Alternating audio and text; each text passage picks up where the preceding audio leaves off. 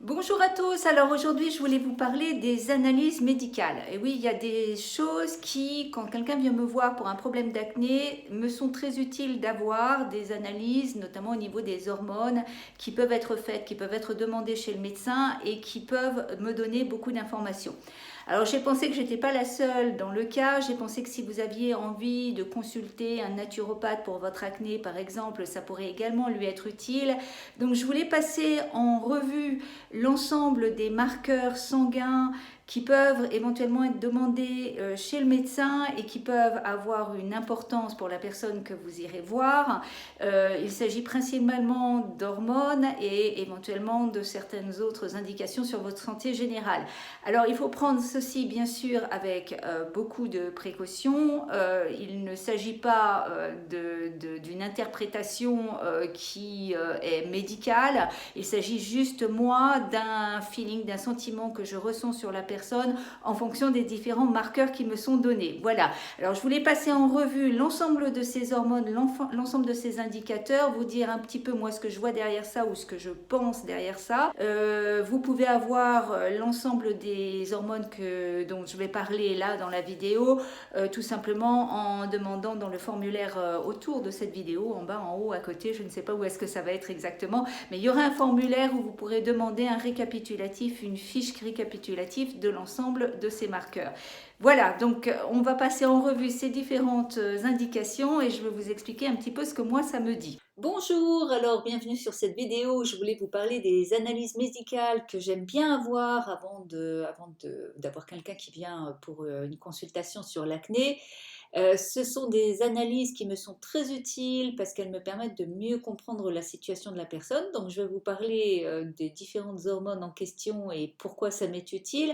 Mais avant tout, je voulais bien sûr être sûre que les informations contenues dans cette vidéo, vous le sachiez, ne sont pas destinées à traiter, diagnostiquer ou à guérir une maladie, que ces informations ne peuvent pas se substituer aux conseils et à la prise en charge de votre médecin, et surtout que cette vidéo, bien sûr, est destinée seulement à des fins d'information et d'éducation.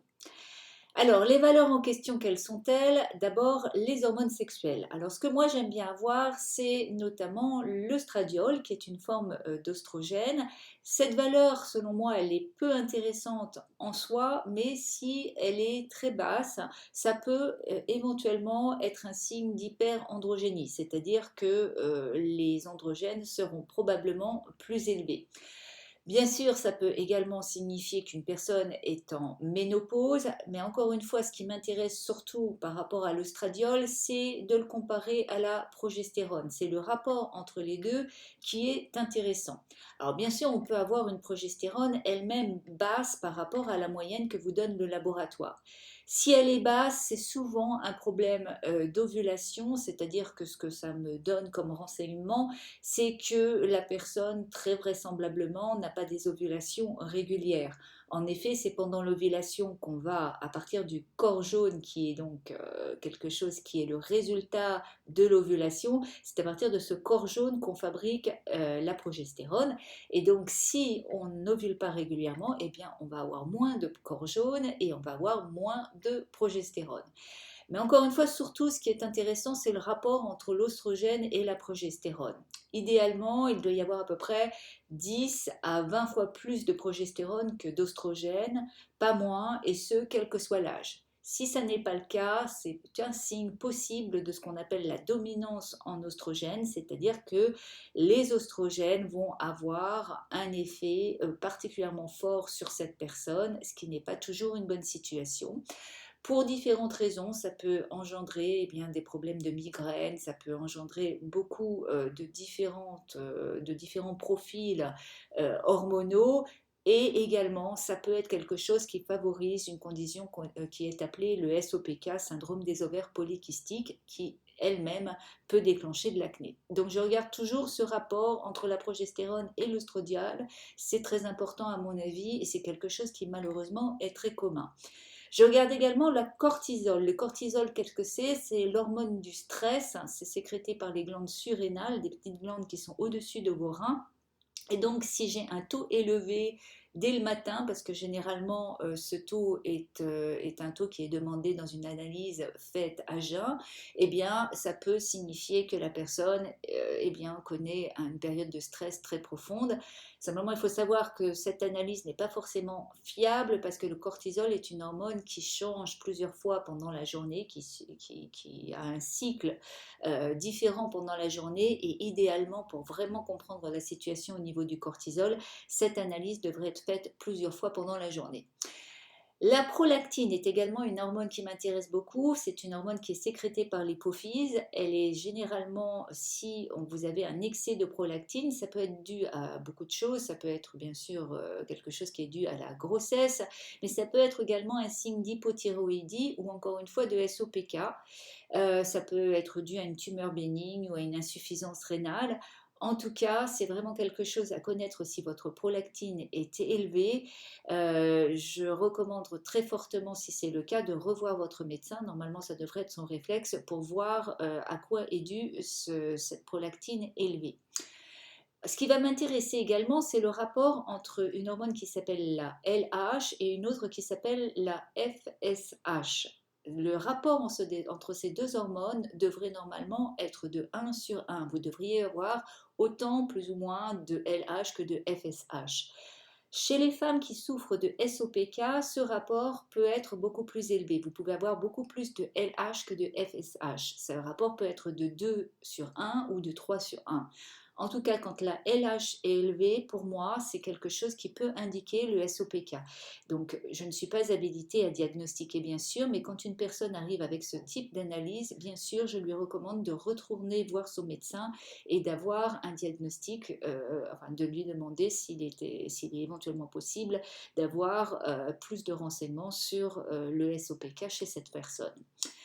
Testostérone, c'est également très intéressant. La testostérone totale, ça mesure le montant de testostérone, c'est-à-dire le montant de testostérone à la fois libre et attaché. Quand on dit libre, ça veut dire la forme active de la testostérone. Attaché, ça veut dire que c'est attaché et que c'est inactif. C'est une valeur qui est extrêmement utile, encore une fois, pour diagnostiquer le SOPK. Donc, si je vois un rapport entre la LH et la FSH, avec la LH étant prédominant et un montant de testostérone total élevé, franchement, il faut aller chez le médecin et essayer de voir si vous ne souffrez pas de SOPK. La testostérone libre est intéressante, ça réfère au montant de testostérone qui est réellement active dans le corps. Et enfin, la DHEAS, c'est un androgène qui est sécrété par les glandes surrénales. Si vous avez un taux élevé de cette hormone, il est possible, pareil, que vous souffriez d'un problème de stress. C'est une forme d'androgène, encore une fois, et donc c'est un androgène qui est, encore une fois, sécrété par les glandes surrénales et qui peut indiquer que la personne souffre de stress, ce qui, pour moi, est une information très intéressante, puisque bien sûr, il faudra particulièrement agir sur ce stress. Ce que j'aime bien également avoir, c'est les hormones thyroïdiennes. La TSH, bien sûr, qui est malheureusement généralement la seule chose que les médecins vous demandent quand on suspecte un problème thyroïdien. Or, c'est loin d'être la seule chose intéressante. Donc, c'est quelque chose qu'il faut savoir. Vous pouvez avoir une TSH qui est considérée normale par votre laboratoire et normale par votre médecin. Et cette opinion est largement débattue et critiquée. Et si vous avez une TSH qui est tout simplement supérieure à 2,5, selon la médecine fonctionnelle, encore une fois, on considérera que vous avez un problème de thyroïde.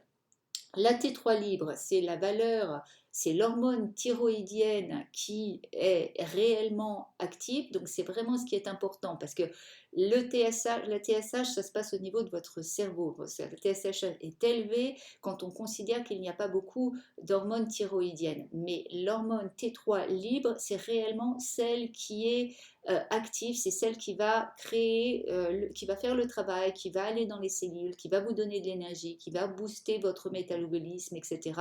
Et donc c'est vraiment celle qui est importante.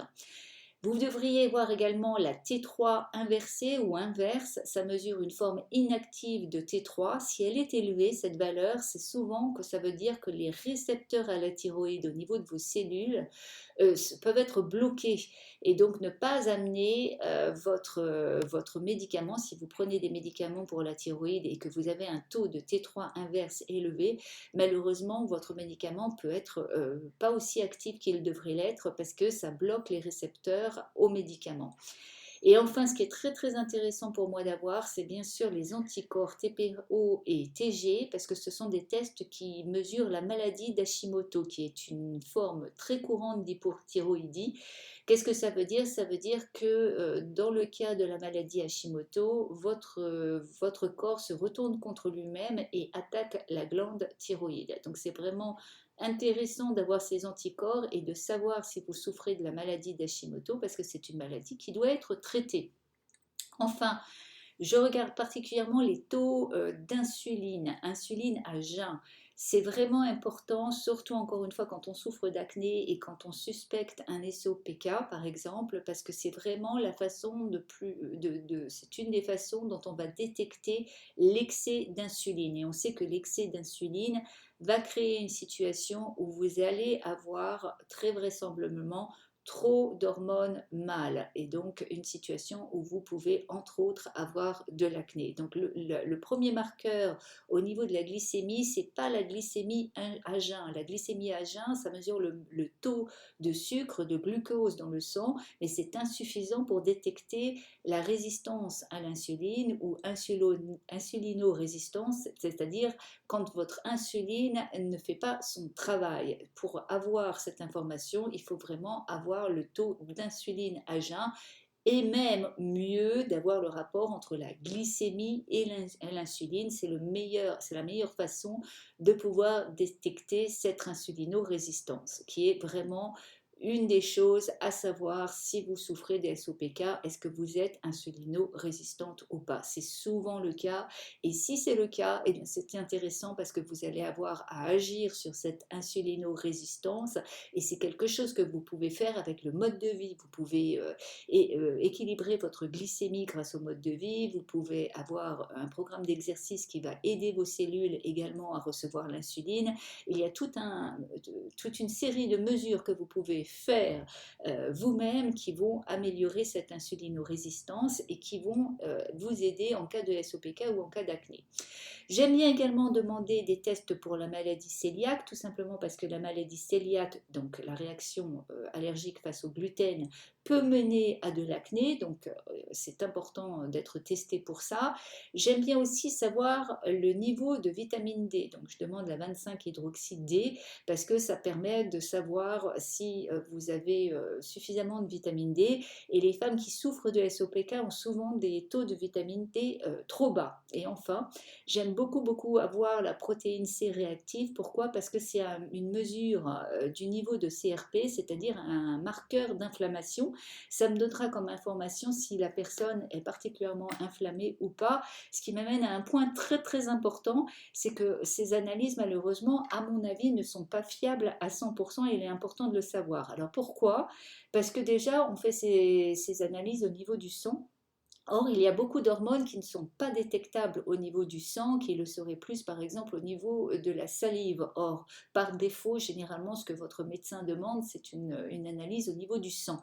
La deuxième chose, c'est qu'il faut savoir que les hormones changent tout le temps et certaines d'entre elles, par exemple, sont vraiment très différentes en fonction de l'heure. On a vu que c'était le cas pour le cortisol ou le jour. Par exemple, la progestérone ne devrait pas être demandée pendant la première partie du cycle. Vous devriez avoir votre taux de progestérone analysé pendant la phase lutéale et si c'est possible, à J-7, c'est-à-dire 7 jours avant vos règles dans l'idéal.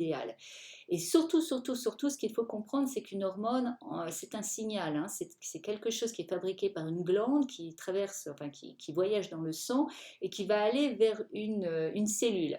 Et là, au niveau de la cellule, ça va aller vers un récepteur à la cellule. Et si l'hormone arrive vers ce récepteur et que tout va bien, la cellule s'active et fait son effet. Et c'est là qu'on a l'effet de l'hormone. Malheureusement, on peut avoir des situations où le récepteur est bloqué et c'est souvent le cas généralement justement quand la personne est victime d'inflammation. Voilà, donc vous savez tout. N'hésitez pas à me retrouver dans mon blog beautépure.com/, quelle analyse médicale demander. Vous trouverez un formulaire et vous pourrez demander le résumé de ces analyses.